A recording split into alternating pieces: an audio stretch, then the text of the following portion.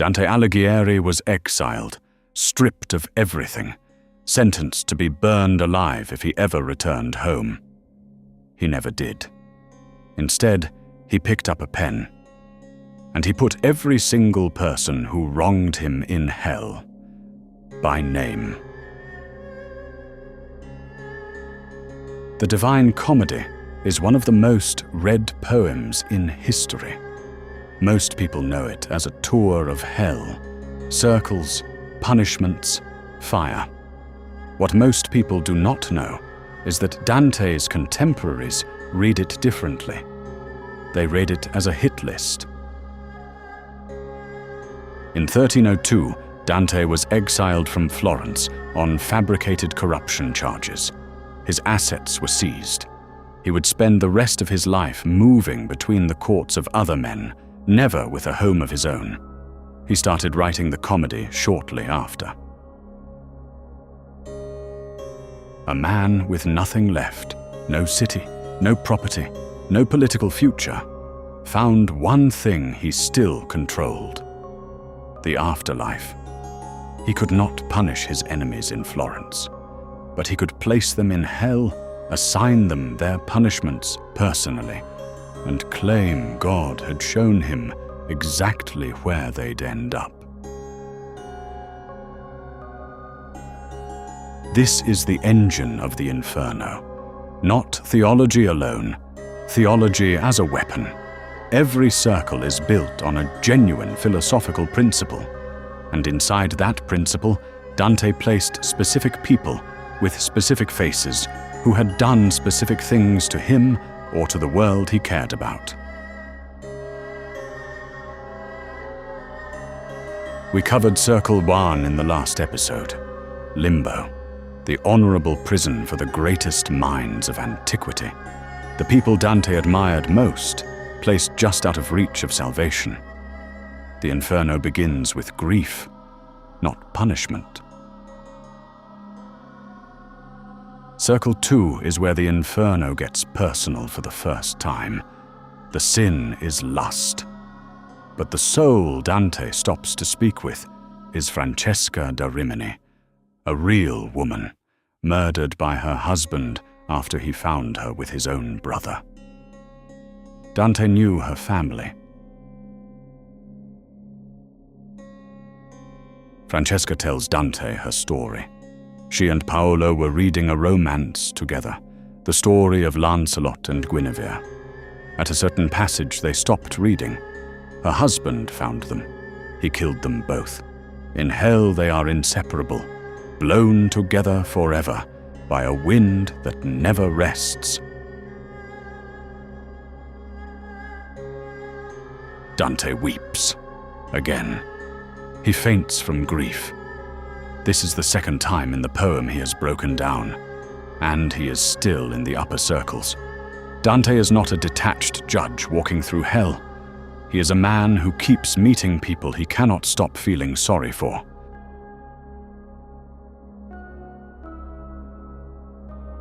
Circle 3, Gluttony.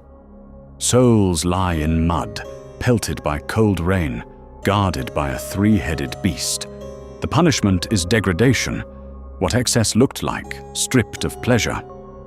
But Dante stops here for a political conversation about Florence. The glutton he speaks to is a commentary on civic collapse. Circle 4, Greed and Waste. Two groups push enormous weights against each other, grinding back and forth for eternity. Hoarders on one side, spendthrifts on the other. Dante notes that many of the hoarders are clergy, priests, cardinals. He does not name them. He does not need to.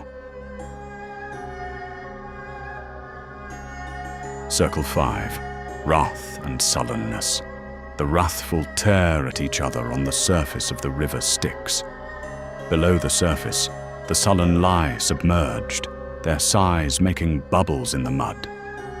Dante sees a soul he recognizes in the water. He does not weep this time. He insults him. The soul in the Styx is Filippo Argenti, a political enemy of Dante's in Florence. a man from the faction that arranged his exile. Dante does not show mercy. He tells the soul it deserves to stay there. When other wrathful souls tear Argenti apart, Dante thanks God for it. At the boundary of Circle 6 stands the city of Dis, a walled fortress inside hell. Fallen angels bar the gate. Virgil cannot open it. Dante stands outside, alone, while his guide negotiates with demons. For the first time, the journey might actually fail. Circle 6. Heresy. Souls are sealed inside burning tombs, lids open until the last judgment, when they will be closed forever.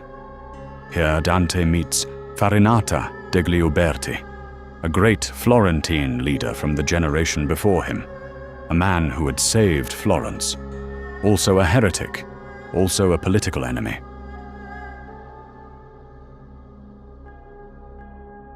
Farinata rises from his tomb and speaks to Dante without fear, as if hell itself doesn't concern him. He tells Dante his family's enemies arranged the exile. Dante tells him his party will not return to Florence. Two men across a burning tomb, finishing an argument that started before Dante was born. Circle 7. Violence, divided into 3 rings. Violence against others. Violence against oneself. Violence against God and nature. Each ring has its own landscape, a river of boiling blood, a forest of souls transformed into trees, a burning plain of fire raining from above.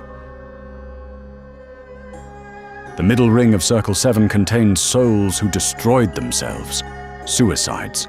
They are transformed into trees. When Dante breaks a branch, the tree bleeds and speaks. The punishment mirrors the sin. They discarded their bodies, so they are denied a human form. They will never be fully human again. Circle 8. Fraud. 10 stone ditches arranged in concentric rings, each housing a different category of deceit. Seducers, flatterers, corrupt clergy who sold church offices, sorcerers, hypocrites in lead cloaks so heavy they can barely move. This is where Dante's anger becomes precise and systematic. In the third ditch of Circle 8, Dante finds the Simonists, clergy who sold church offices for money. They are buried upside down in holes, feet on fire. Pope Nicholas III is here, calling out to Dante, thinking he is his successor, because he assumed the next pope would join him. Dante tells Nicholas that selling the church is an abomination. He names 2 more popes he expects to follow, both still alive when he is writing, condemning sitting popes to hell in a poem claiming divine truth. Great courage or great anger? Probably both. Among the fraudulent counselors, Dante finds Ulysses, the Greek hero of the Odyssey. Homer's version of Ulysses made it home. Dante's version kept sailing, past the pillars of Hercules, past the boundary of the known world, until the sea swallowed his ship. Curiosity, in Dante's universe, can be a form of transgression. Ulysses gives a speech that has troubled readers for 7 centuries. He tells his crew, "You were not made to live like animals. You were made to pursue knowledge and virtue. Follow me beyond the horizon." They do. They drown. The most inspiring speech in the Inferno ends in catastrophe. Below Circle 8, the geography of hell changes. The stone ditches give way to a vast frozen lake. The deeper the betrayal, the deeper in the ice. At the center of everything, at the absolute bottom of the universe in Dante's cosmology, is not fire. It is cold. Circle 9. treachery, frozen in the lake at different depths, depending on who they betrayed. Traitors to family, traitors to their cities, traitors to their guests, traitors to their lords. The punishment is immobility, the ultimate reversal for people who moved secretly against those who trusted them. In the ice, Dante finds Count Ugolino, gnawing on the skull of the man who imprisoned him. Ugolino was a Pisan nobleman, betrayed by a political rival, locked in a tower with his sons and grandsons, and left to starve.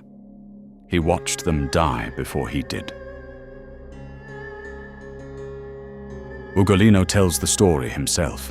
His sons offered themselves as food. He could not eat them, or perhaps he did. Dante leaves it ambiguous. The horror of the story is not just the starvation. It is that Ugolino is still here, still chewing, still unable to stop. Grief turned to something else entirely.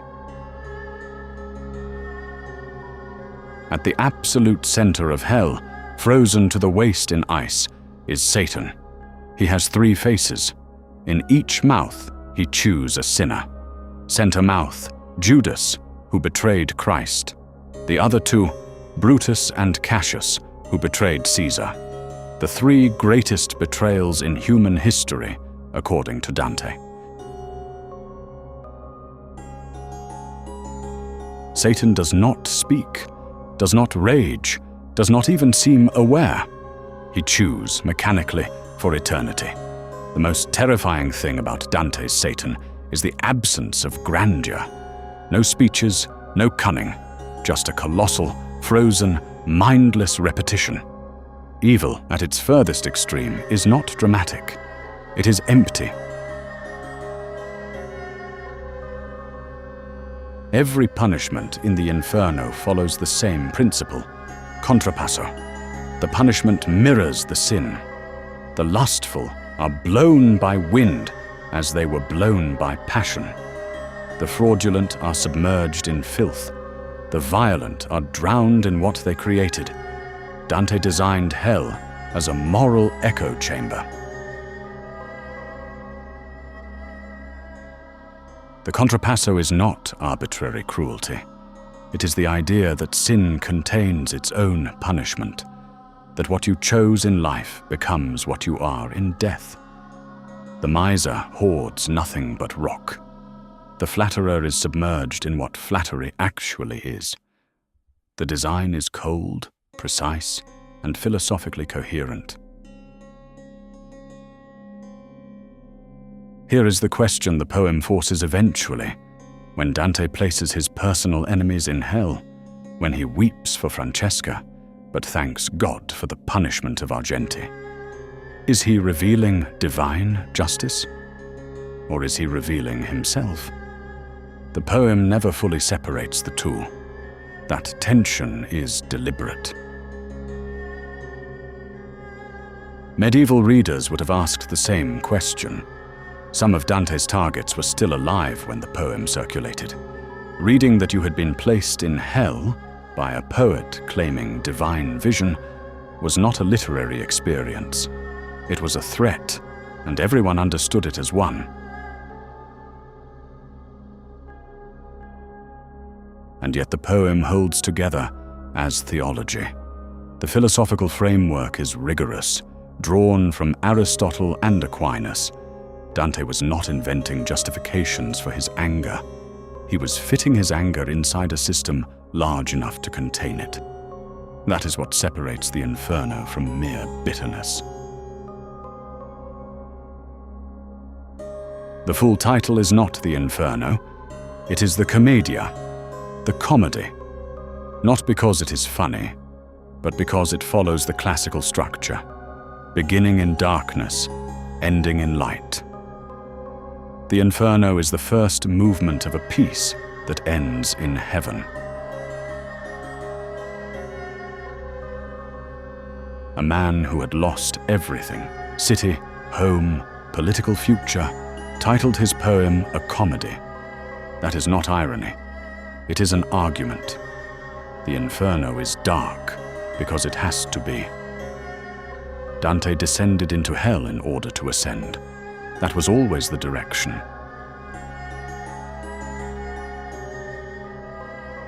At the end of the Inferno, Dante and Virgil do not exit through a gate.